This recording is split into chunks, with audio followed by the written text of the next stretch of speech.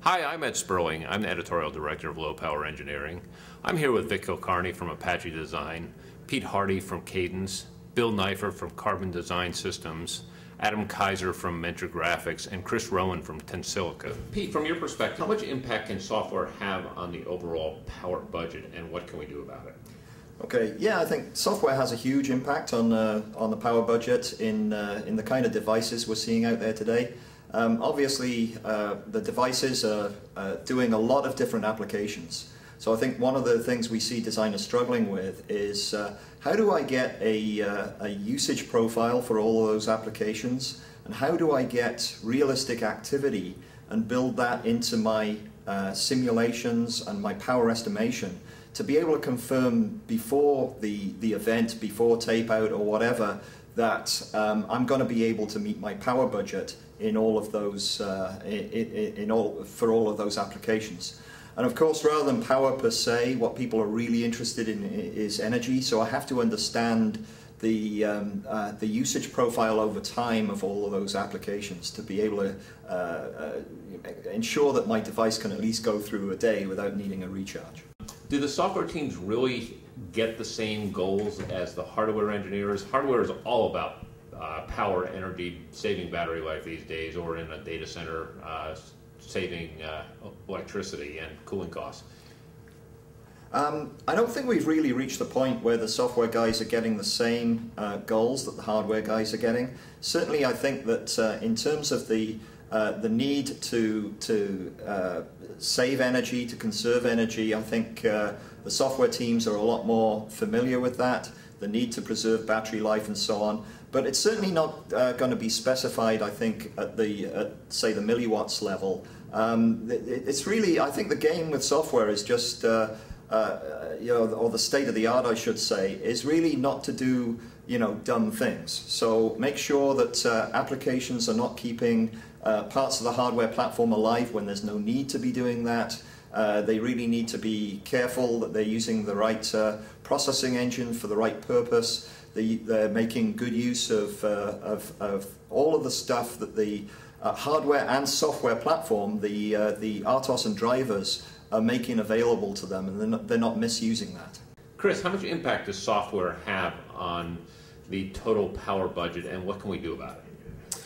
I think software has a lot of impact on the total power budget, and it's getting more impact over time. It's getting more impact because software is percolating into more roles within these complex chip designs.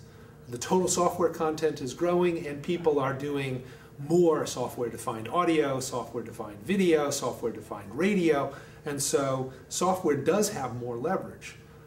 It is a real challenge, I think, because there is this inherent abstraction that, on the one hand, the software guy enjoys. He doesn't need to know how every signal transitions deep down in the hardware. But on the other hand, that means he's further away from the things that generate power than when the systems were simpler, when they fit inside of one designer's head that was responsible for that subsystem.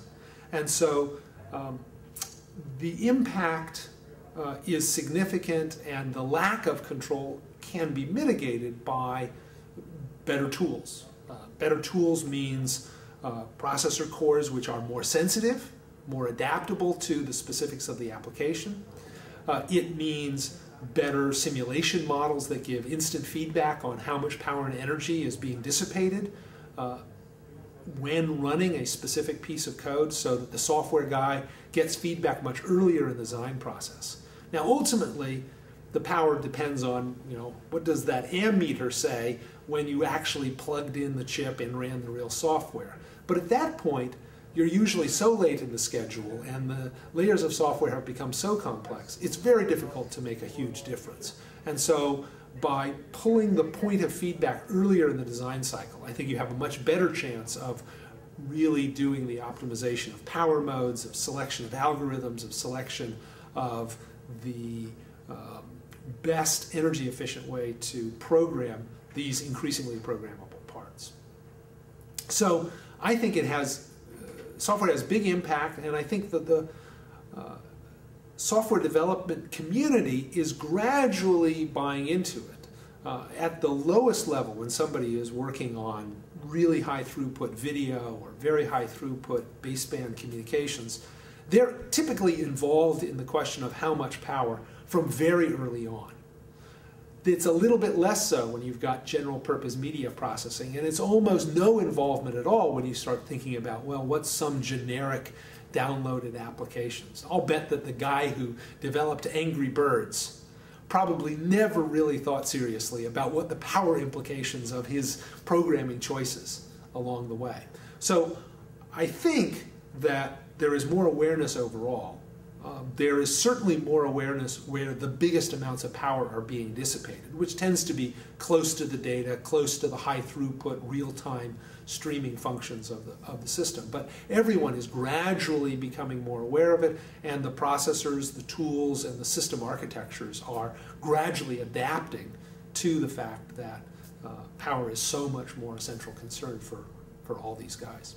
So Adam, from your perspective, how much impact can software have on the overall power budget, and what can we do about it? I think that software has tremendous impact on power in today's embedded devices.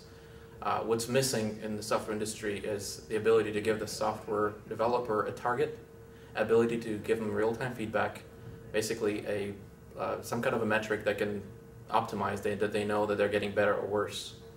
So that's the biggest thing that's missing today from software is the ability for the software developer to know how to optimize it, to basically to have a target to aim at. So does it really matter if they speak the same language, or is it really a matter if they set the same goals together? I think it's the goals that matter. I think if you give a software person a target to aim at, it does not have to be the same target as the hardware guy. It may be expressed in milliwatts, it may be expressed in joules of power, anything like that, but I don't really think that it needs to be exactly the same language they need to speak with. The software needs to have a specific target and a way to get there. What needs to be translated is the knobs that the hardware provides to the software developer. They need to be explained to the software developer in the language the software developer understands, and they're typically written by the hardware guy. So either there has to be somebody who translates, or there is a potential use of the common language. And it also has not been top of mind for these software engineering teams too, right? On save power, it's always been function.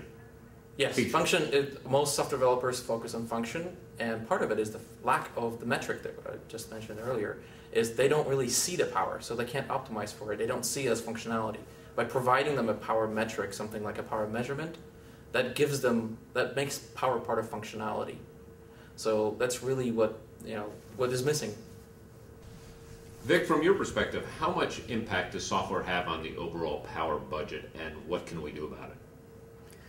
In my opinion, it's huge. As we are moving towards very complex mobile applications, then the green servers, as well as other digital TV type applications, software does impact so-called what I call now energy consumption, as opposed to pure power consumption, which is a event in time, as it were.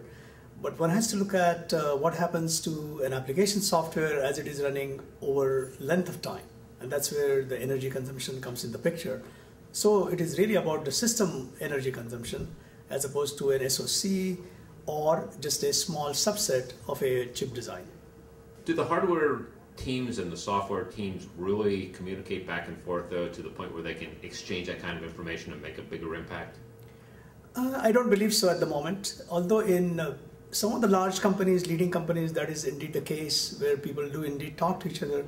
But pretty much I find that in our customer base, or as we go around the large enterprise designers and those kinds of companies, people are still in the silos. So it's our job as an industry is really bringing the IP, the software stacks, then the RTL description language itself, so-called the hardware side, emulation, virtual platforms, all together to really address this huge problem of energy consumption and how to save that. So Bill, how much impact does software have on the total power budget, and can we do anything about it at this point? Well, I mean, software at the end of the day, since it determines the overall functionality of the system and everything like that, has the largest determinant on that. You can take the most efficiently designed processor, run some bad software on it, and destroy the overall power of it. Similarly, you can take some very, very extremely well-written software and a processor that doesn't use it very well, and and manage to eke by on that. So software, really determines that, since at the end of the day, software determines the overall user experience. And so the best mechanism that we can really use to help best utilize power from a software perspective is give the data to the software user just about how they're using that power in the system. They don't have that metric today. Putting this data in the hands of the software person is the first key to actually solving that problem. As with almost any problem, the first key to solving it is gathering the metrics, and that's what we need to do on this. Once the metrics are gathered, then the software can come up with ways to better use the system.